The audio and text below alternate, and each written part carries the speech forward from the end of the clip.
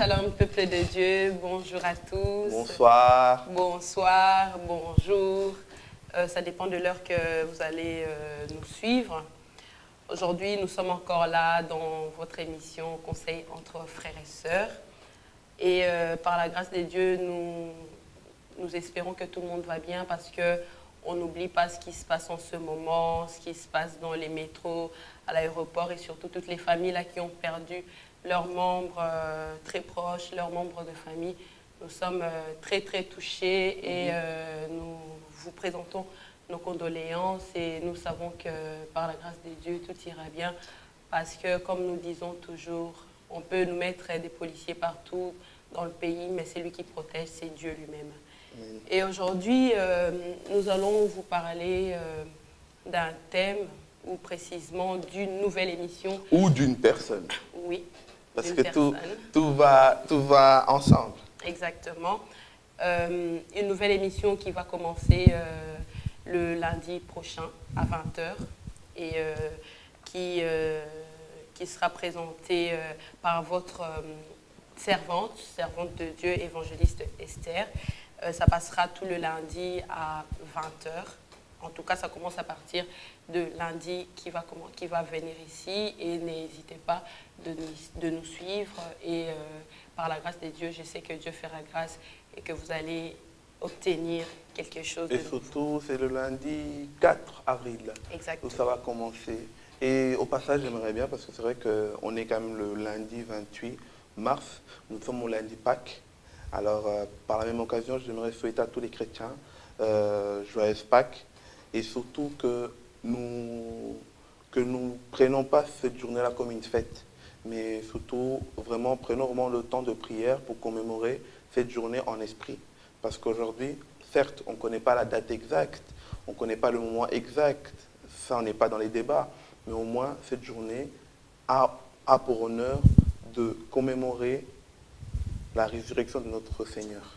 Amen. Alors qu'aujourd'hui, soit un moment où que tu prennes vraiment le temps de réaliser que il y a 2000 ans, il y a quelqu'un qui est mort pour toi, il y a quelqu'un qui est ressuscité pour toi, il y a quelqu'un qui s'est sacrifié pour te racheter. Alors tu n'es pas n'importe qui et il a fait de toi le co-héritier de son royaume. Amen. Il a fait de toi prince ou princesse. Alors là où les gens ils te dénigrent, là où les gens ils te rabaissent, là où les gens ils te prennent pour n'importe qui, sache que pour Christ, tu as de l'importance et que tu n'es pas n'importe qui. Amen. Alors pour cette journée, faites une prière pour ça. Priez vraiment et que la grâce et la paix vous accompagnent. Et surtout que Jésus-Christ soit au contrôle de vous. Amen. On parle un peu comme on est à la fin, mais ce n'est pas grave. On va vous rappeler ça à la fin. On est au début, on commence notre émission. Exactement. Ça, c'est juste pour remettre dans le bain. Voilà. Et nous avons ici à la main un livre, Victoire sur les forces de la sorcellerie, que notre servante, l'évangéliste Esther, a écrit et par la grâce de Dieu, elle va nous expliquer parce qu'il s'agit de son témoignage. Nous savons qu'il y a beaucoup de personnes qui disent que le sorcier n'existe pas et il y en a même qui n'arrivent pas à croire à nos témoignages.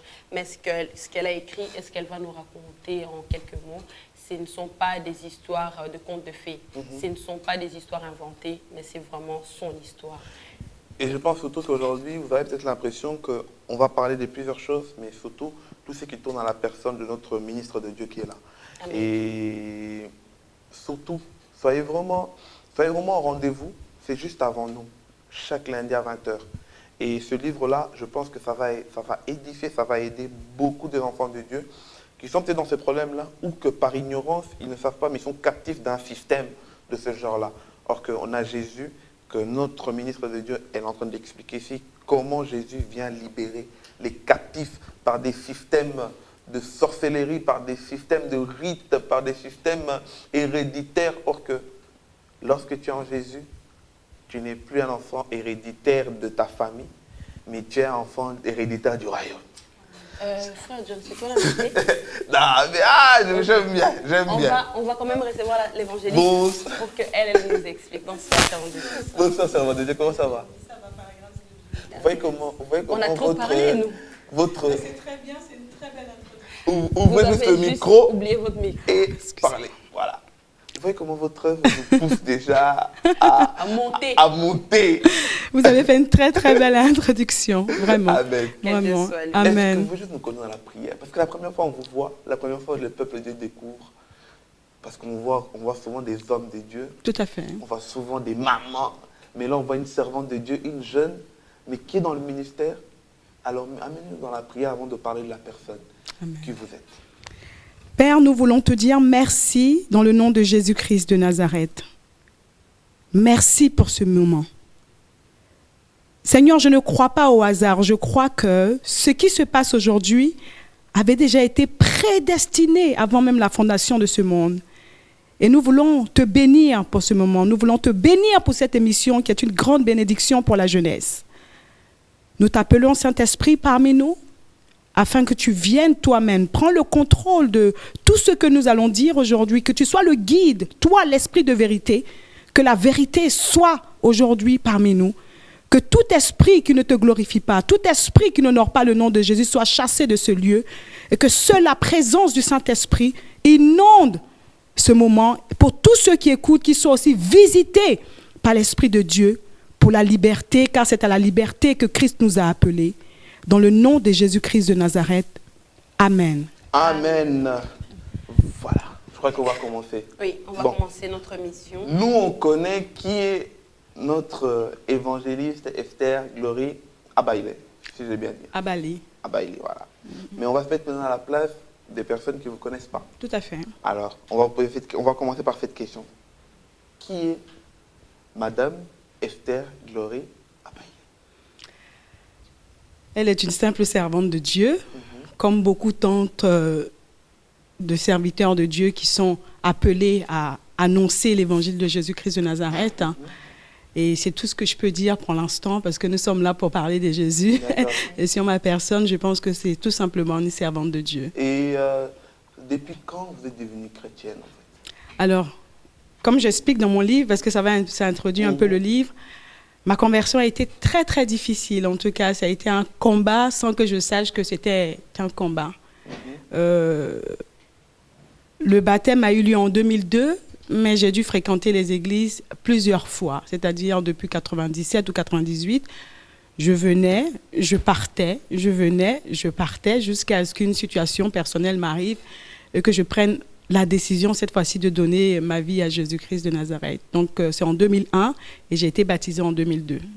Donc au départ, vous étiez un peu, comme on dit, un pied dedans, un pied dehors. Totalement, j'étais totalement dehors parce que venir juste prendre des prières, j'appelle ça dehors. C'est venir bénéficier de ce que Dieu donne et puis partir. On est un peu des voleurs, hein. J'appelle ça des voleurs, des imposteurs. Bah, j'étais comme ça. J'étais comme ça. Et à partir de quel moment êtes-vous devenu évangéliste? Alors, l'appel avait déjà commencé lorsque je me suis donnée au Seigneur et le pasteur disait que Dieu fait de toi Esther pour ton peuple, Esther pour ton peuple. Dieu t'appelle à son service. Je ne comprenais pas trop. Mais dans le monde, dans tous mes songes, j'étais pasteur. On m'appelait pasteur dans les songes, mais dans la journée, j'étais un petit gangster. Mais est-ce que du fait qu'on vous appelait pasteur dans les songes, c'était une façon que Dieu vous révélait que vous allez être sa servante? Je crois bien que la Bible dit que Dieu nous a prédestinés, comme l'apôtre Paul le dit dans Éphésiens 1. Donc nous avons déjà été prédestinés. Et je pense que c'était une manière pour Dieu de me montrer ce à quoi il m'avait prédestiné. Mais comme j'étais aveuglée, je ne savais pas. Je ne savais pas. Donc vous avez peut-être eu du mal à l'accepter. Et c'est à partir de quand vous l'avez accepté d'être consacré évangéliste? J'ai été consacrée évangéliste en 2011. L'appel a commencé. Le Seigneur s'est révélé à moi en 2000. Personnellement, je l'ai vu dans un songe où il s'est présenté et il m'a demandé « Esther, est-ce que tu veux servir le Seigneur ?» C'était en août 2007, pardon. Et à partir de cet instant-là, j'ai accepté dans le songe. J'ai dit « Oui, vraiment par ta grâce. » Et il m'a dit « Il faut d'abord que je te délivre de ce qui a été fait sur toi. » Donc l'appel s'était présenté. Mais j'avais besoin de passer. C'est quand même quelque chose de fort. Est-ce que tu veux devenir? Et avant de devenir, je dois d'abord te délivrer. Donc ça veut dire que toutes les personnes qui sont devenues serviteurs de Dieu, il y en a qui on leur a proposé par Dieu lui-même. Donc Dieu propose de devenir ses serviteurs ou il nous impose? Heureusement qu'il propose. Vous savez, le Saint-Esprit ne contrôle pas. J'entends souvent des prières où on dit Saint-Esprit, viens contrôler ma vie. Non, l'Esprit de Dieu, la Bible dit que là où il y a la liberté, là où il y a l'Esprit de Dieu, il y a la liberté. Nous savons que nous avons un appel. Mais le Seigneur ne nous forcera jamais à accepter son appel. Il dit, je me tiens à la porte, je frappe. Celui qui entend ma voix, qui l'ouvre, j'entrerai et je souperai avec lui. Donc nous savons que Dieu nous a prédestinés parce qu'il se révèle à nous, il se révèle à d'autres hommes de Dieu ou femmes de Dieu. Mais au moment de l'appel, il propose. C'est un mariage. Il est l'époux de l'Église. C'est un mariage. Tu as le pouvoir de dire oui ou non. Tu as le pouvoir de dire oui ou non. Mais on voit quand même que Jonas, quand il avait refusé la mission, il y a une différence entre une mission et être un serviteur. Le cas de Jonas, on peut pas le cas de Jonas, on peut pas le comment dire ça, le généraliser. On peut pas le généraliser parce que la preuve, il s'est retrouvé dans les problèmes. Lorsque nous refusons l'appel de Dieu, faut savoir une chose, c'est que avant même que nous entrons dans le ministère, nous sommes déjà la cible de Satan. La Bible nous dit que les mages ont vu l'étoile de Jésus. Et quand on rentre dans une famille, la domination qui est dans la famille ou l'autorité qui est dans la famille, c'est telle personne qui est née. Et donc la personne va rentrer dans un processus de combat sans même qu'elle le sache. Donc quand on refuse l'appel, Dieu nous laisse notre liberté, mais aussi il se retire. Parce qu'on ne peut pas accepter la protection de Dieu, les bénédictions de Dieu et refuser de faire ce qu'il nous demande. Et par exemple, dans votre cas, là, quand Dieu venait, est venu vous proposer l'appel et qu'il vous a proposé aussi qu'il doit vous délivrer, quel est le rôle clé d'un père spirituel dans ce genre de situation-là? Il faut en parler à son père spirituel. Il faut lui dire la vérité parce que beaucoup cachent aussi des choses. Et si c'est un homme prédisposé à vous suivre, à prier pour vous, qu'il sait ce que c'est, parce qu'il faut d'abord qu'il sache, qu'il croit en ça. Vous savez qu'il y a beaucoup de pasteurs qui ne croient pas à la sorcellerie, qui ne croient pas à ce genre de choses-là. Et donc, si c'est quelqu'un qui croit en ça, qui a de la connaissance, va maintenant chercher à demander au Seigneur, qu'est-ce qu'il faut faire? Un pasteur qui ne croit pas à la sorcellerie, c'est possible? Oui, quand je dis ne croit pas, c'est dans le sens où il sait que la sorcellerie existe, mais il ne croit pas que lorsque nous avons reçu Jésus-Christ de Nazareth, qu'on peut être sous oppression de Satan. C'est possible ça?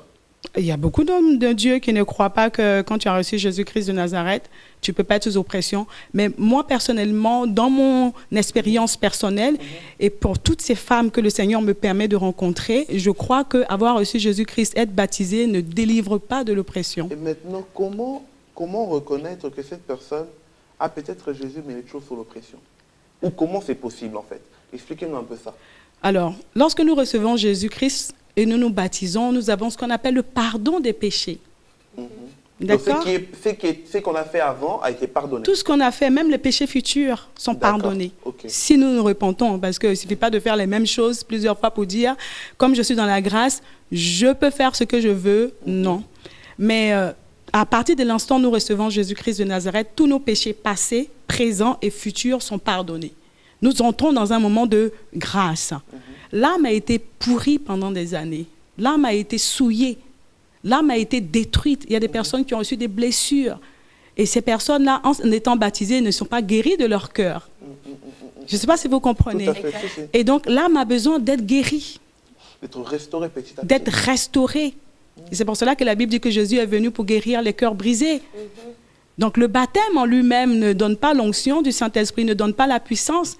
D'ailleurs, Jésus dit à ses disciples, attendez ici jusqu'à ce que vous receviez une puissance. Le Saint-Esprit se viendra sur vous et vous recevrez une puissance. Pourtant, ce sont des personnes qui étaient avec Jésus pendant plus de 3 ans et demi.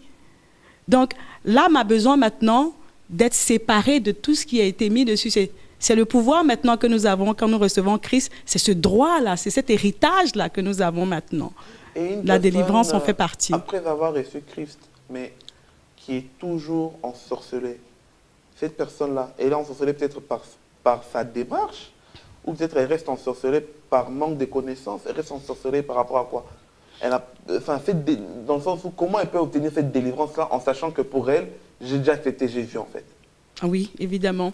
Alors, la délivrance est donnée par des hommes de Dieu. Je crois que Jésus a choisi des disciples, des apôtres, des docteurs, et leur mission. Jésus dit, la Bible dit en Marc 16, voici les miracles qui accompagneront tous ceux qui auront cru en mon nom et chasseront les démons. Ils imposeront les mains aux malades. Donc ceux qui ont cru, ils ont ce devoir-là de prier pour ces personnes-là. Donc ça veut dire que c'est indispensable pour tout chrétien, pour toute personne qui accepte Jésus-Christ de passer par la délivrance. Je ne peux pas dire que tout le monde a les mêmes liens.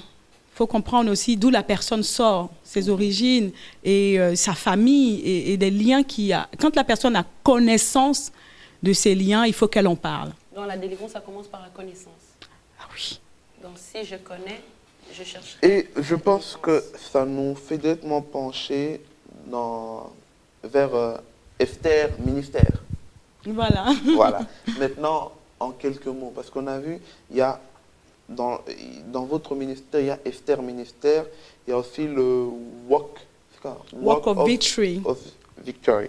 Je ne suis pas anglophone. Hein. C'est pas grave. Si je massacre un peu l'anglais, il faut me comprendre. Vous êtes pardonné. Donc voilà. Maintenant, parlons d'abord du Esther ministère. Ça consiste à quoi? Alors, Esther Ministère, c'est d'abord mon prénom, mais en réalité, ce n'est pas moi, c'est le ministère qu'Esther a eu à faire. Alors, Esther n'est pas mon vrai prénom. Hein. D'accord. Mon prénom de naissance, parce qu'il va devenir mon vrai prénom. Je suis en train de chercher à mettre ce prénom dans mes documents. Et donc, mon prénom de naissance, c'est Gisèle. Et comme j'expliquais, je vous ai expliqué tout à l'heure, dans mes songes, on m'appelait Esther quand j'étais dans le monde. Esther, tu t'appelles comment? Esther. Esther, Esther, Esther. Pasteur, il y a le train qui m'attend et je dois monter dans mon train pour partir. Où je ne savais pas. Je trouvais ça assez curieux que la nuit, je suis Esther et la journée, je suis Gisèle. Alors je pensais que je vivais dans un autre monde. J'ai fini par croire qu'il y avait un autre monde où on pouvait vivre la nuit et ensuite la journée revenir à nos occupations normales. Lorsque je suis arrivée au Seigneur, le pasteur m'a dit « Tu es Esther pour ton peuple ». Alors je dis « Mais cette histoire commence vraiment à me suivre. » Ce prénom commence à me suivre un peu partout jusqu'à ce que le Seigneur m'explique pourquoi il m'avait donné ce prénom Esther. Et donc je me le suis imposé. Alors, qu'est-ce qu'Esther a fait dans la Bible ? Lorsqu'elle était mariée au roi Assuérus, il y avait un homme appelé Aman qui avait pour projet de détruire tout le peuple juif. Et donc, elle a dû emmener tout un peuple à la prière, au jeûne. Et au travers de cette jeune orpheline, Dieu a délivré tout un peuple. Et donc, moi, le Seigneur m'a dit, je t'appelle pour ton peuple. Et ça a été un problème. Parce que quand le Seigneur m'a dit qu'il m'appelait pour mon peuple, il fallait que j'aime d'abord mon peuple. Je n'aimais pas mon peuple. Mon peuple noir, je ne l'aimais pas. Je suis honnête, c'était un problème que j'avais qui était mental. J'étais persuadée que le peuple noir était maudit. De sorte que je ne voulais même pas me marier à un noir, ni même avoir des enfants noirs, parce que j'étais persuadée que nous étions maudits par tout ce que je voyais, la sorcellerie, surtout dans ma famille. Il y en avait tellement, des fous, il y avait tellement de choses que j'étais persuadée que le noir avait un sérieux problème. Et donc, je n'aimais pas du tout. J'avais des fréquentations, mais je n'aimais pas. Je n'aimais pas. Et donc, quand le Seigneur m'a dit que je t'appelle pour ton peuple, je ne l'ai pas accepté tout de suite. Je ne l'ai vraiment pas accepté tout de suite. Et par la suite, il m'a expliqué qu'il fallait que j'aille en Angleterre pour que je comprenne que le noir n'est pas ce que je croyais. Et nous, vous nous aimez quand même. Oui, je suis née de nouveau. Je suis née de nouveau. Donc, en gros, Esther, ministère, c'est pour être au moins la femme de prière pour votre peuple. Pour mon peuple. En tout cas, au sein d'Esther Ministère, il y a la première mission, c'est vraiment le message que Dieu m'envoie pour mon peuple, dire à mon peuple que Dieu les aime, apporter le royaume de Dieu à mon peuple, et que le noir n'est pas le dominer comme on a l'habitude de nous montrer, celui qui n'est capable de rien faire comme on a l'habitude de voir, mais le noir qui a reçu Jésus-Christ est né de nouveau, est capable de tout faire. Amen. La couleur de la peau n'est pas une restriction. Et ensuite, la deuxième mission, c'est former des femmes disciples pour servir Christ. Parce que je crois fermement que le royaume de Dieu inclut les femmes. Et ça, c'est la deuxième mission. Et ensuite, vous avez parlé de Walk of Victory, qui est une branche humanitaire d'Esther Ministère. Donc, vous faites quoi dans le domaine humanitaire? Nous nous occupons des orphelins et des veuves. Et moi, personnellement, j'ai ce projet à cœur de pouvoir sortir des femmes de la prostitution. Ok. Vraiment, c'est partout dans le monde où vous avez c'est plus un principalement endroit? en Haïti, en Haïti et en Afrique. Alors, j'ai Haïti, Côte d'Ivoire et le Congo. J'y suis attachée. J'ai eu depuis dans le monde des amis congolais et j'étais persuadée peut-être qu'un jour dans ma vie, j'allais marier un Congolais si je ne mariais pas un Blanc. Et alors que le Seigneur me mettait cet amour pour le Congo, c'était tellement fort et c'était par rapport à la mission humanitaire qu'il m'avait donnée et aussi le ministère des Femmes. Et auprès de moi, il a mis une sœur d'origine congolaise, métissée, belge, congolaise, et avec qui nous allons travailler.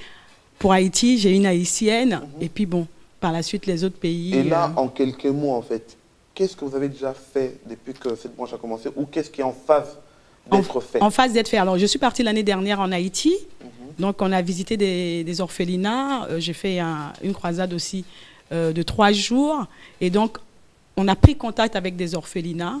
Et maintenant, nous voulons commencer à nous occuper de ces orphelinats, à partir en Haïti, Côte d'Ivoire et au Congo pour nous occuper. Pour la Côte d'Ivoire, le Seigneur m'avait déjà donné le message. En 2008, il m'avait dit qu'il y aura la guerre en Côte d'Ivoire. J'ai besoin de toi pour faire de l'humanitaire. Et j'ai négligé. J'ai négligé. Et quand il y a eu la guerre, nous avons aidé quelques personnes financièrement à sortir de la Côte d'Ivoire et on a pu les aider à revenir après la guerre.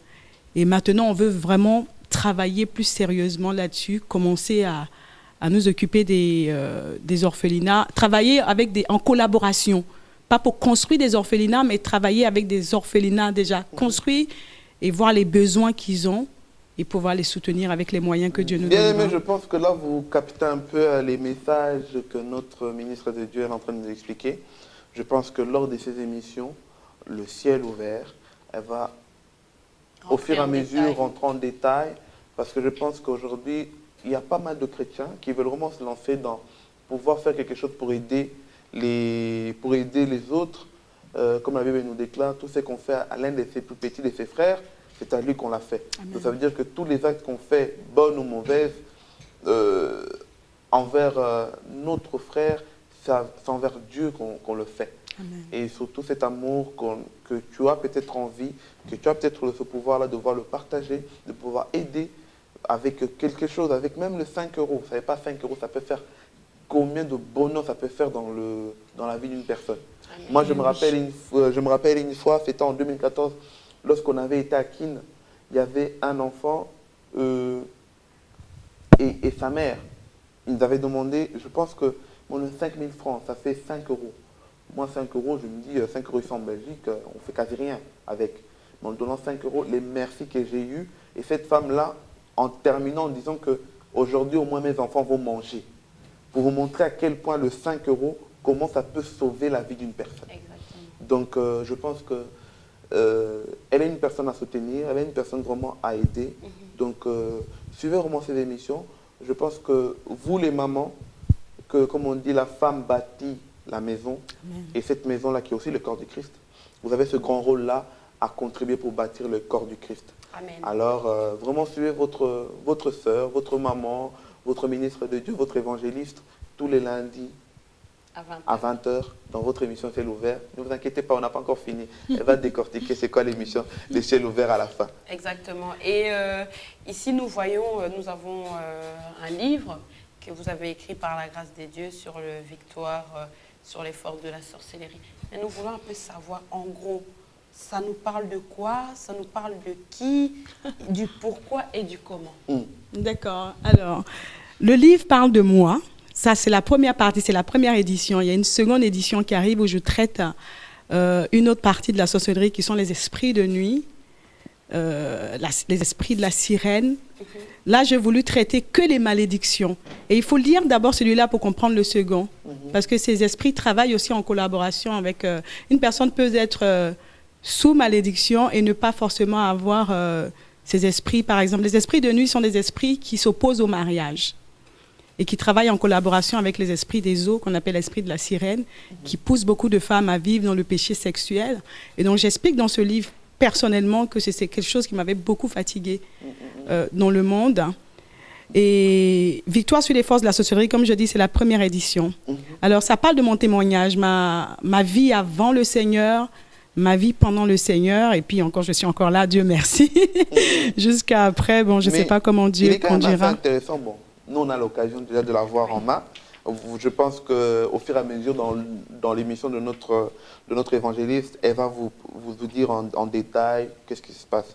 Il y a une question là qui est quand même assez intéressante dans le chapitre 5, que vous disiez, qu'est-ce que la sorcellerie? Point d'interrogation. Pour remettre un peu les gens dans le bain, qu'est-ce que la sorcellerie en fait? La sorcellerie est un esprit. D'accord. D'accord, c'est une force. Tout ce qui est force spirituelle est un esprit. Et l'origine de la sorcellerie, c'est la rébellion. Et nous savons que le chef de la rébellion, c'est Satan. Donc, les sorciers sont des personnes qui ont décidé de ne pas se mettre sous l'autorité de Dieu, mais en se mettant sous l'autorité de Satan, en adorant Satan. Et ça vient de la magie. On appelle ça aujourd'hui plus joliment magie, mais la magie est une sorcellerie. Quand une personne disparaît ou fait disparaître quelque chose, elle pratique une force.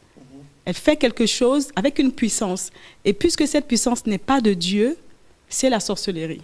Une fois, on avait reçu un homme de Dieu ici qui avait dit une phrase similaire dans le sens que la sorcellerie commence déjà par l'absence de la pensée de Dieu en soi.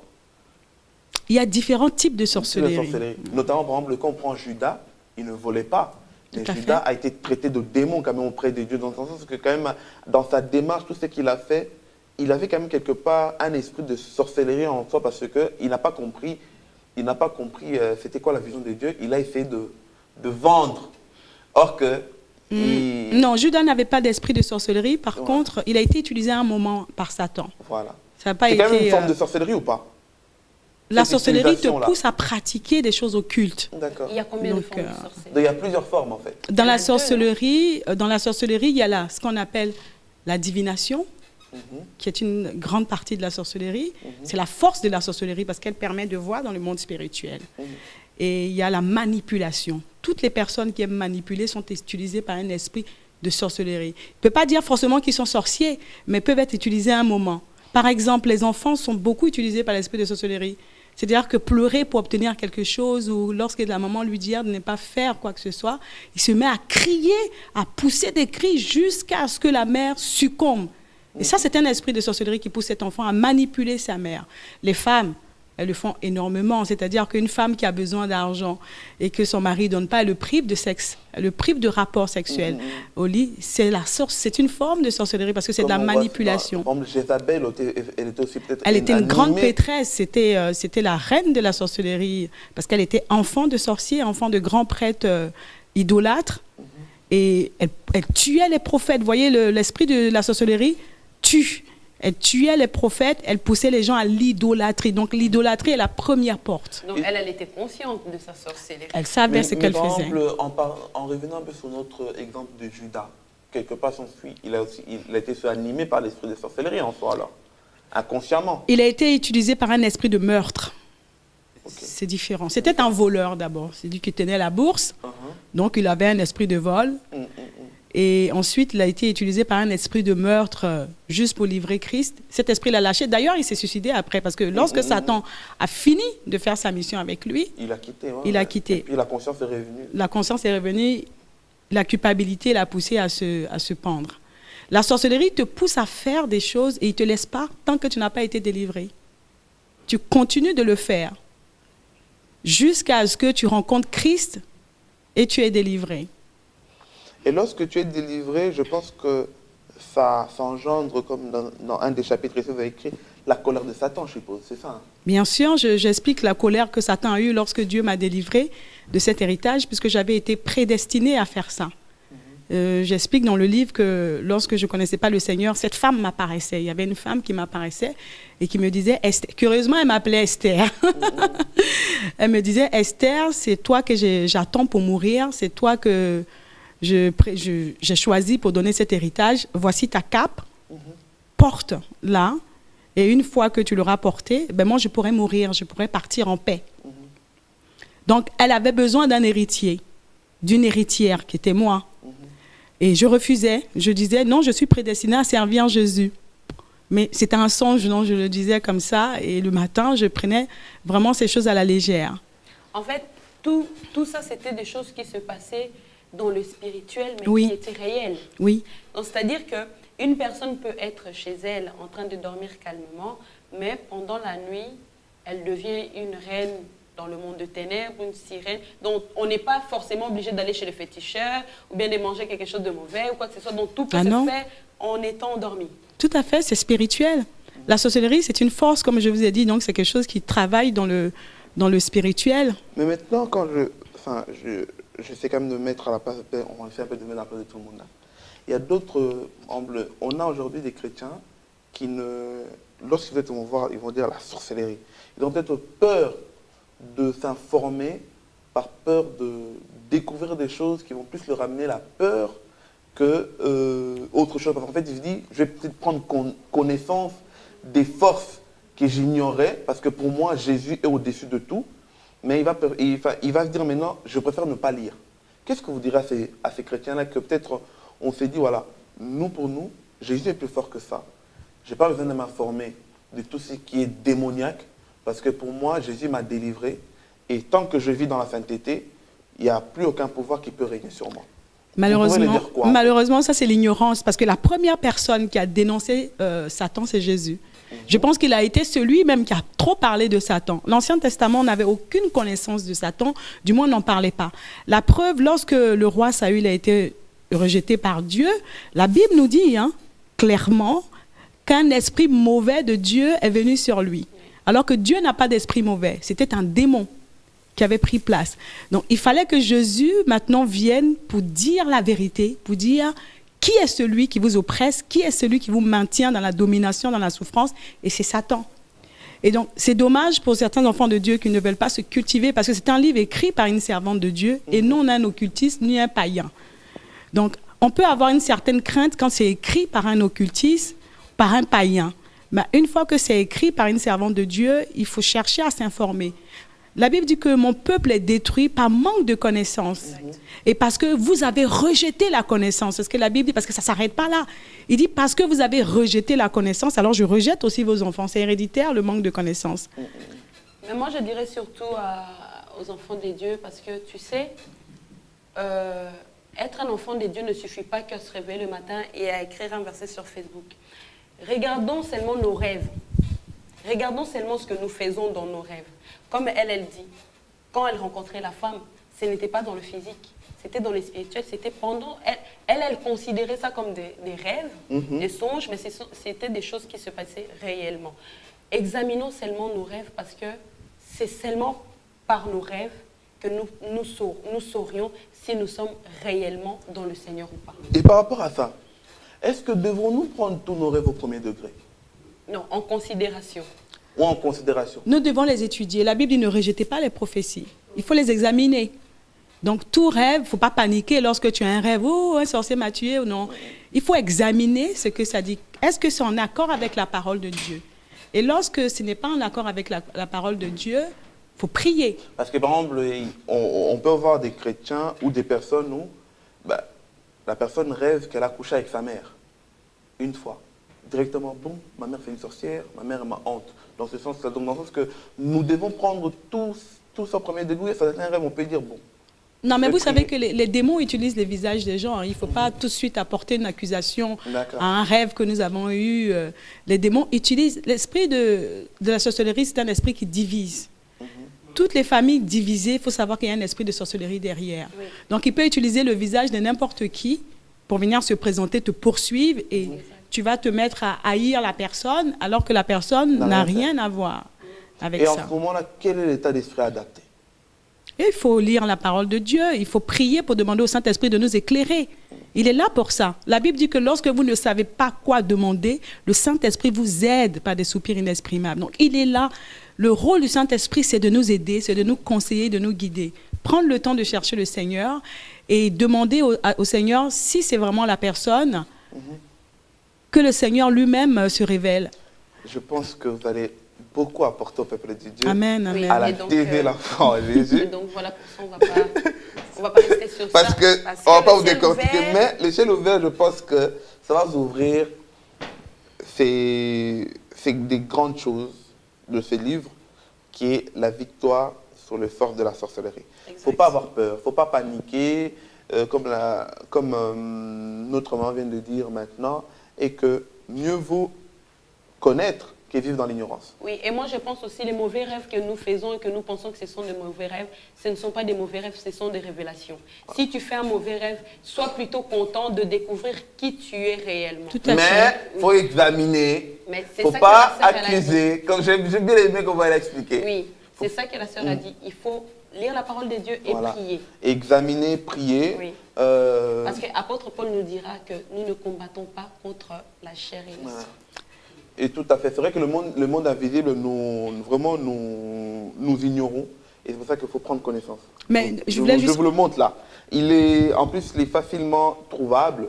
Je pense que notre maman, elle va revenir au fur et à mesure. Tout à fait. C'est dans son site, c'est commandable sur votre site internet. Oui, exterministère.org. Vous pouvez le commander.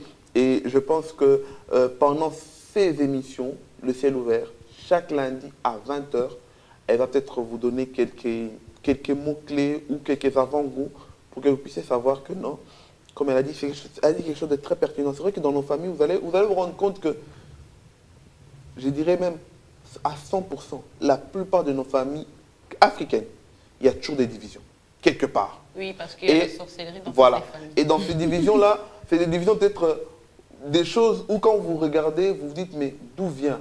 Quelque part, il y a un esprit. Et surtout le manque d'amour dans nos familles. Voilà, tout ça là. Je pense que vous allez vraiment en parler. Mais maintenant... Il y a une chose que je voulais juste rajouter, c'est que je ne parle pas que de sorcellerie, je parle aussi des malédictions héréditaires. Et dans ce livre, je permets aux gens de découvrir s'ils ont une malédiction ou pas.